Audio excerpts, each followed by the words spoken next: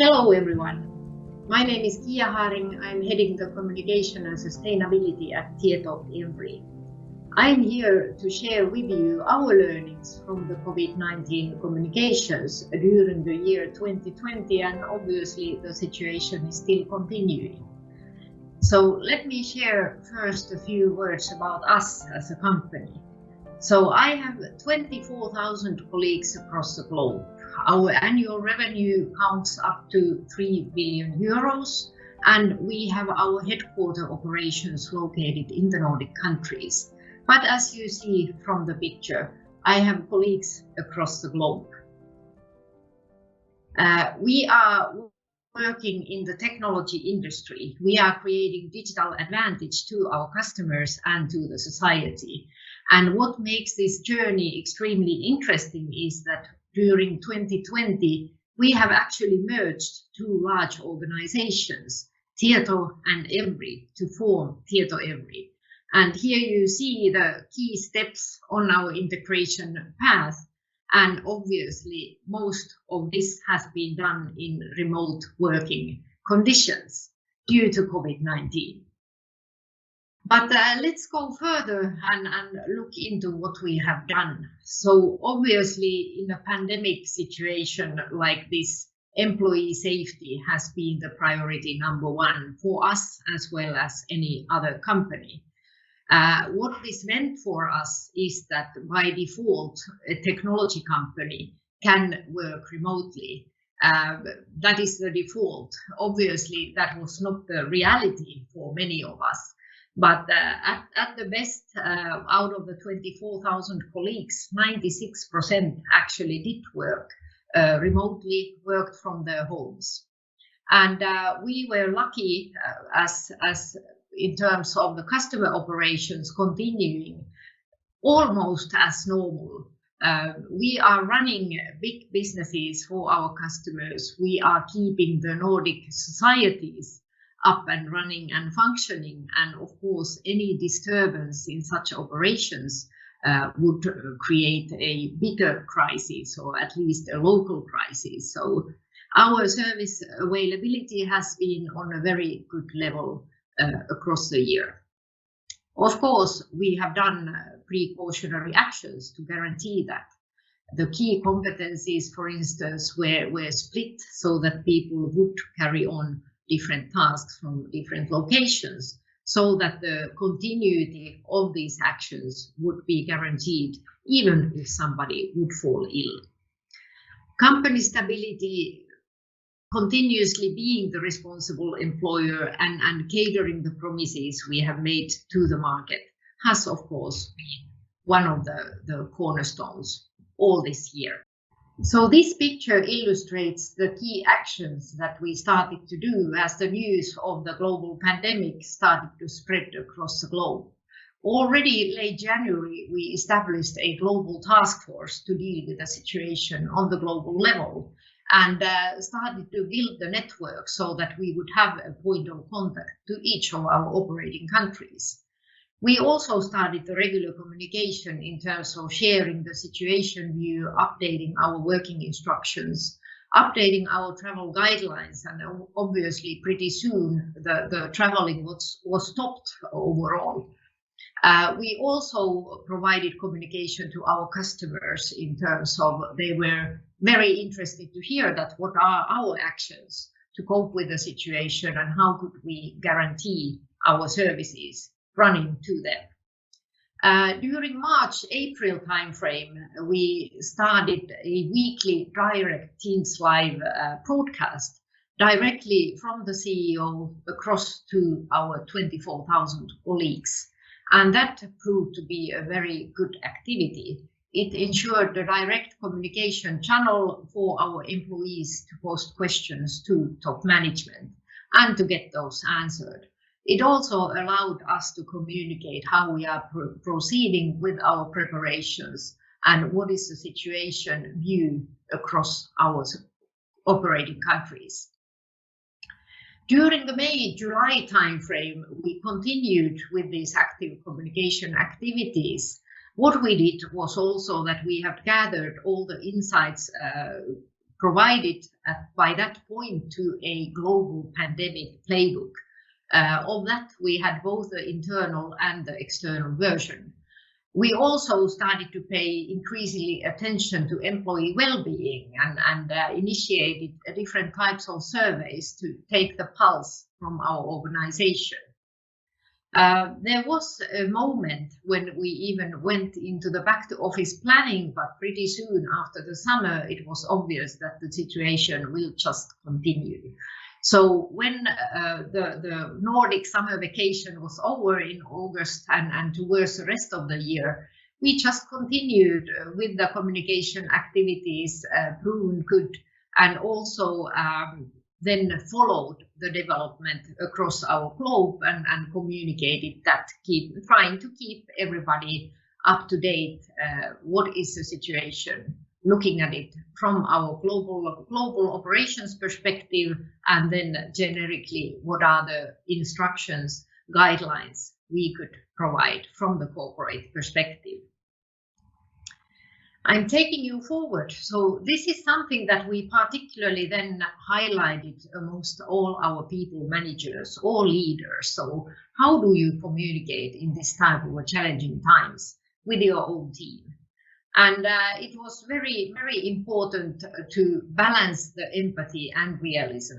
We should never leave anyone alone. We should listen to our employees, but on the other hand, give them a very, very realistic view into the situation. We should also be crystal clear what are the expectations, what are the priorities that they are expected to fulfill in these circumstances. And also the third point, create regular social interaction even during remote work. So employee engagement was one of the key areas where we continuously need to put a lot of effort on.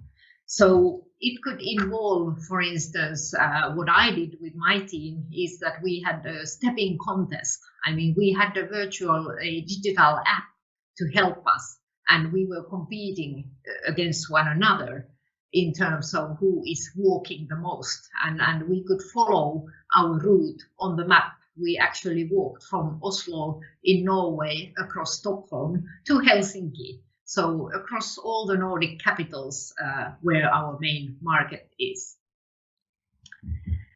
And a few more concrete examples. This is an example relating to this showing some empathy, but being realistic. So this was from one of the very first global webcasts that we had, and our CEO started the presentation with this one. With this, we wanted to just let everyone know that, hey, we are all in the same situation. We do understand that the situation is tricky, and where some of us might appreciate the remote work as providing more freedom, for somebody else having the full family and the school-aged kids under the same roof, it might create a lot of stress. So one size didn't fit all. That became really obvious early on. These are concrete examples. I mentioned the weekly webcast, weekly team live sessions that we had. Quite recently, during 2021, we have actually moved this to be a monthly global webcast to allow room for the same one to take place on the local country level as well. On top of that, we also continued with a monthly global manager calls, so meaning that we gathered all the leaders, all the people managers in the company to provide them information, instructions, encouragement in this situation. And you also see the example here and the link to our external website on this matter. This is also one example of the messages that we stress, that we are all responsible in this type of extraordinary situation. So there are responsibilities that I, as an individual, need to take care of, whereas there's other tasks that the company will take care of.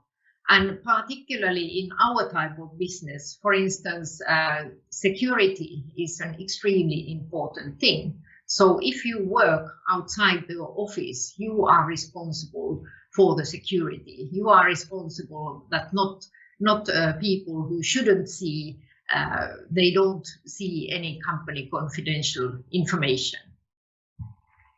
I mentioned the surveys that we used as a efficient feedback channel. So this is now one example what we did, and we wanted to measure the temperature, how people felt they are doing, how was their motivation, and how they view the productivity by themselves. During this time, it has also become quite obvious that there's no back to what used to be normal for us.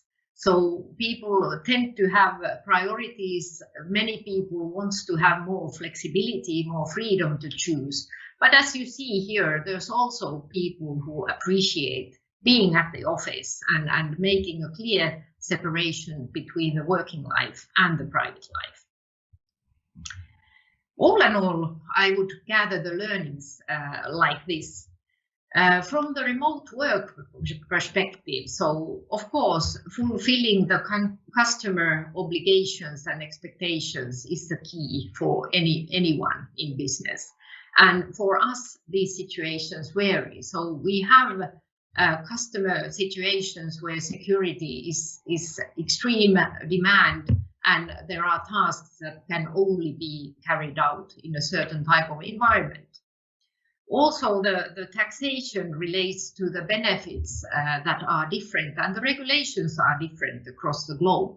So we can't, as a global organization, always give instructions that are valid everywhere. We need to leave a bit of a room for the local adaptations related to that. I already mentioned that employee engagement was one of the key things, and we do put a lot of effort in terms of how to engage with our teams, how to keep the innovation ongoing. In our type of business, we are here to solve our customers' challenges every day. So how do we ensure the innovative sessions in remote working conditions? That has been a big thing for us. Obviously, we do have different type of collaboration platforms to cater for that. But there is also a specific space for the whiteboarding and being in the same room, ideating together with your colleagues. Surveys, questionnaires, and the direct regular communications were the key from this perspective. Also, the leadership was put under challenge. So how do you ensure engagement with your own team when you don't see them every day? There's also great bunch of differences between the company culture versus the national culture. So as already said, what for some people or some places in the world feels like a freedom might create stress somewhere else. Also, we are individuals, so we think about this isolation and the remote conditions in a different ways, and it has different impacts on us. So there's no one size or one solution to all of this. But what has become obvious is as well that we do expect more from our employer. I expect more from our employer as a consequence of this. Pandemic made more or less all organizations more agile. I mean, we needed to adapt quickly to the situation. We needed to cope with it and make the best out of it. So I anticipate that this type of a change in the clock speed, at least parts of that, I would say that will remain. Well-being is also a big thing. So I do expect certain things from the employer. The kitchen tables have all of a sudden become a corporate matter. How is the ergonomics when you work long times at home? How can companies support you in that? And this is also one thing where there's a great variation from country to country in terms of regulation, in terms of taxation, of all kinds of benefits like this. So here are a few concrete matters that has been puzzling us and has been on the table a big way. And also all of this has actually led to the discussion that how should the work life in our company be going forward?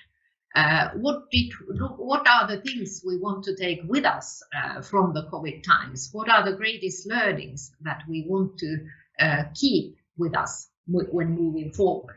So this is what we are looking into, what constitutes the future of work life at Tietoevry.